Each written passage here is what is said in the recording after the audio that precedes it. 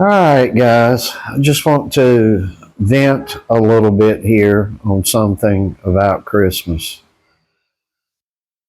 You people that regularly watch this channel know we are just stuck in South America here. We're just damn well stuck. And I'm not looking for a pity party here, but something happened to Joe and I today. Uh, Of course, this program wouldn't have been shown on TV here anyway, uh, but I'm sure it would have been shown in England, Germany, Canada, and the US, as it has been since 1965. And that's the Charlie Brown Christmas. And turns out Joe and I were able to watch it every year, like I was able to watch it yearly, uh, and watched it with my dad. And I was like, wow, if we were back home, son, we'd be able to see this. It would have come on TV.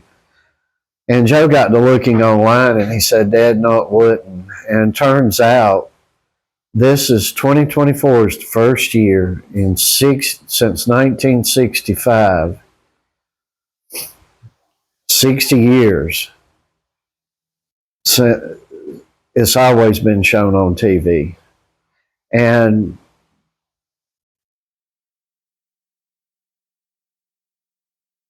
Apple bought the controlling rights to it, and they elected not to allow it to be shown on TV, or couldn't work a deal out to fill their grubby hands with enough money. And we will let everybody know we won't own an Apple product. Uh, when I bought this last phone that I'm using right now for Joe,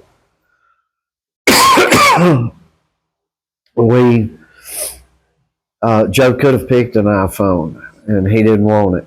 And we had many reasons behind, or he had many reasons behind that. And I won't own an Apple product. And if anything with you has concerns to loyalty, tradition, your culture, you won't buy an Apple product either. So if you've got one now, it's just, you're just incapable. It's not a choice of whether you want to watch the program or not. This little thing that we did every single year since 65, that Apple took it upon itself to not let anyone see unless they go through Apple, I suppose. And we found another place that under archive where we could get it, but it starts buffering every 2 seconds, so it's just impossible to watch it. And this will be the first year that we've missed this. And the first year, I'm an old man, the first year in memory that I've missed it. And some things are just involved in decency. We're kind of weird around here. You know, Joe's hours a day in boxing, many hours a day as an excellent student as well. And I watch what he learns.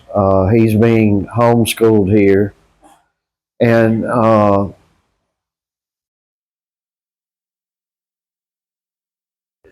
every single traditional U.S. thing and British thing, English thing, is being swiped and thrown in the garbage can. Everything. They don't want you to see any programs like when Linus tells Charlie Brown what Christmas really, the real meaning of Christmas is. And they don't want little kids to hear that. They don't want children to grow up knowing the real reason anything, Santa Claus is getting to where that ain't okay no more. Because people are being brainwashed right into mental illness in the droves. So, yeah, we're weird to everybody. Joe always training is old school. His schooling is old school. Everything I do as an old man is, of course, old school. And we've got to get back to some tradition. Yesteryear was better year. We're just culturally moving in a wrong direction, especially in the U.S. and Great Britain and Canada, the UK and Canada. They're opened all our borders, letting all these sick, bent, twisted cultures in. They have kept where they live, third world, and then poured them and in monumental corruption, and not taking care of children. Oh my God, when I get back, boy, do I have stories for all you guys that are not good concerning children. And we've opened our doors. Good Western European culture has opened its doors to all this filth, debauchery, Satanism, witchcraft, everything known to man to shut down good Christian values. And we all got to work together to stop this. When you get a society to where you can't say Merry Christmas because it's got Christ in the name, something is deep rootedly rotten to the core. And that's why we don't accept it. These past few years, a boy's a girl, a girl's a boy, from this Democrat Party. And you can't vote for these people and turn around and say you love Christ, because you don't. You're helping people that hate Christ. And we've all got to band together, get some common sense back, eat healthy, raise your children. You got no business having a damn kid if you're out here, well, I work for my kid, do you? No, if you worked for your kid, you'd be involved in your kid's life. And you got no business having one if you can't parent it, because you're always at work or whatever's going on with you. The thing that don't cost the money is spending time with a kid and trying to give a kid good values.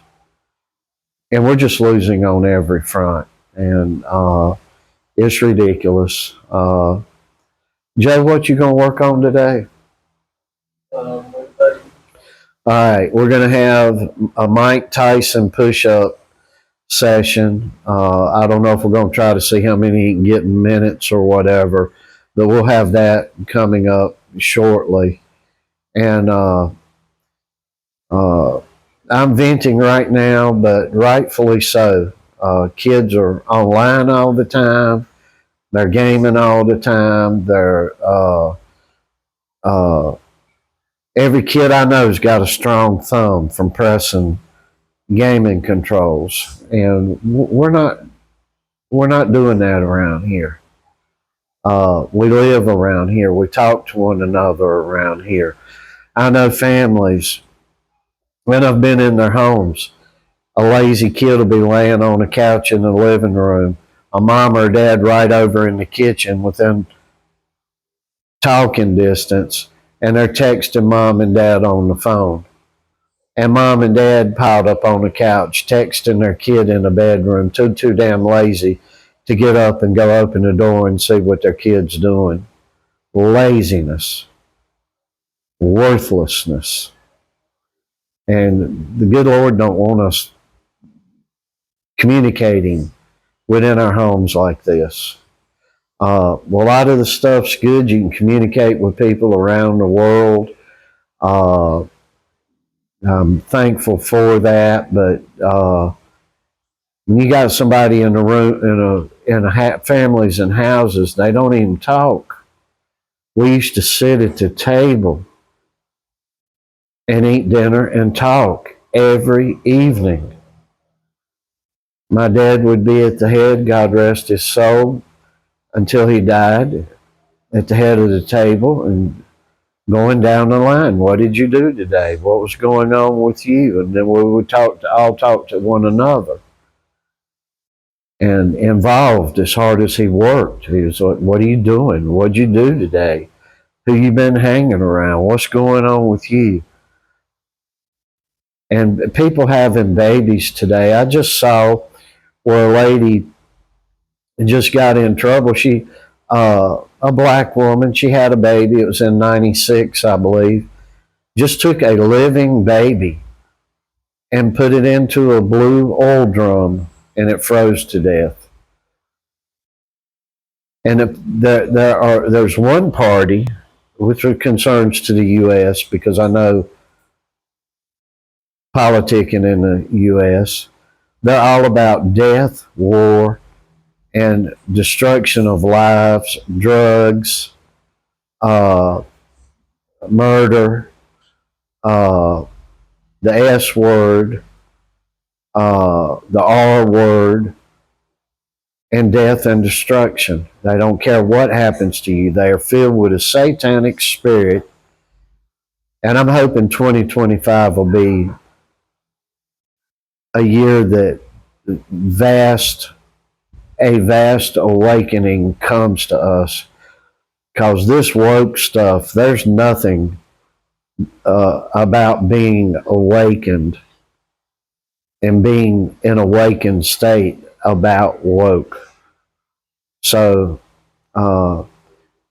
that's my vent for right now. And to you younger people, even if you got parents that aren't attentive to you, they don't seem to care whether you do good in school or whether you have athletics or whatever. It could be art that you're interested in. It could be rocket science that you're interested in. It could be anything. Just dig deep. Remember, the spoils go to the hardest workers. And you'll see one day, because Joe's going to prove that in front of your very eyes. And you'll see that work produces the fruit. Goodness produces the fruit. So I just wanted to leave everybody with that. And I'll say at the ending here, in all our imperfectness and our fallibility and foulness, God is the King up in here. Christ is King up in here.